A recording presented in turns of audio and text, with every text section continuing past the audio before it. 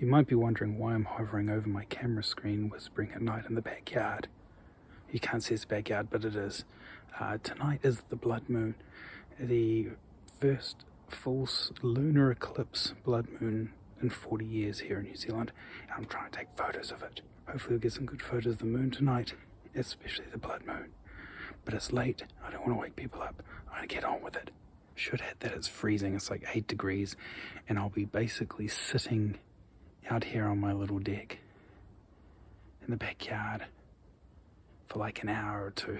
So cool. Cool. Both figuratively and literally. Here's some photos.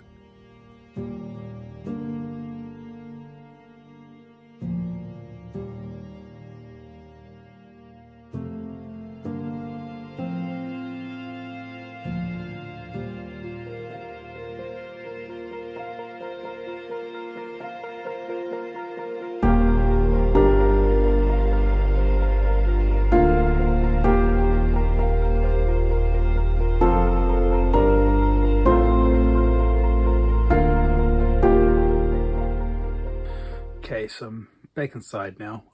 Eclipse is awesome. It's still kind of going on. It's sort of the went red, and now it's in the other half where it goes away again. You know what I mean. It was really awesome to watch. Got some hopefully great photos. Now I'm going to pack everything up, grab my memory card for tomorrow, and go to sleep because I'm tired and freezing and can't wait to get into a nice warm bed. Okay, so now that I'm actually lit and you can see my face, I'm not standing in the dark anymore, and I can speak with a normal volume of voice. Let's talk about lenses and settings for shooting the blood moon. So to get those shots, to begin with, is easy. It was a big, bright, full moon, which means that my little 55 to 250 with an f5.6 and with about 500ths of a second shutter speed, no problem. Nice clear photos of the moon. I was using a combination of auto and manual focus. The autofocus did get some good shots, nice crisp shots, but it is a bit more hit and miss because you are trying to focus on the moon.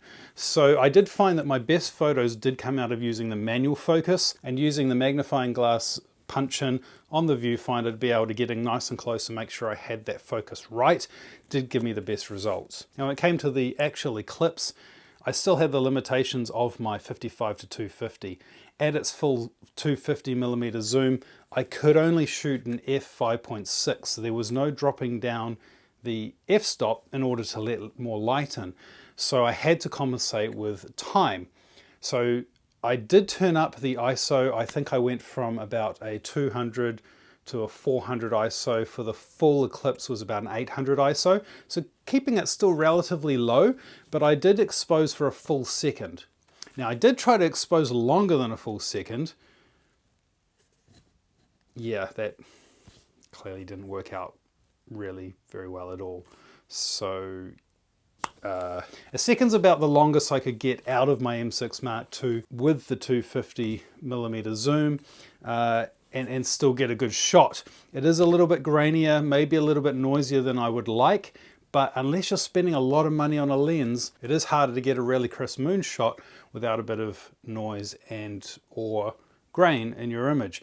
I could have turned up the ISO a little bit more, but again, I would have just been introducing a little bit more grain to the image, and I wanted to reduce it as much as possible. So there you have it. With just a budget EFS 55 to 250 zoom lens, I was still able to get some really good shots of what was a spectacular full lunar eclipse with the blood moon and bring out those colors. So far with my edits, all I've done is a bit of contrast, a little bit of exposure editing. I haven't actually edited any color, and my full blood moon with the bright reds, I did make a slight adjustment to the vibrancy, but really that dark red color came out of just adjusting the contrast on the image.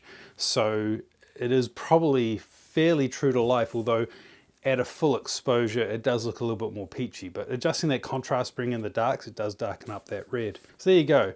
All I used was my 250. It did mean I had to crop into the image, but I did get some great moon shots out of it regardless. I would love a longer lens. I would love a full 400mm lens rather than just the 250, or even an 800 would be amazing to get nice and close into the moon. But it served its purpose. I still got some good shots with what is a relatively cheap lens. So don't be afraid of experimenting and trying things out. But if you are shooting the moon and it's a nice bright moon, yeah, ISO 200, about 500ths of a second shot at f5.6 on the EFS 55 to 250 will get you some nice shots. And the slowest you can shoot the moon, as we found out on the M6 Mark II, is about a second. So now you know. I hope you really enjoyed this video. It was just a really quick vlog in the dark, really. But I wanted to document shooting the moon as well as taking the photos of the moon, and I felt that this was the best way to tackle it. So I hope you've learned something. I hope you enjoyed it. If you did, you know what to do with the bells and the ding and the like and the all the rest. Anyway, I'll see you guys again really soon in the next video. Take care for now, and yeah, thanks for coming. See you later. Bye.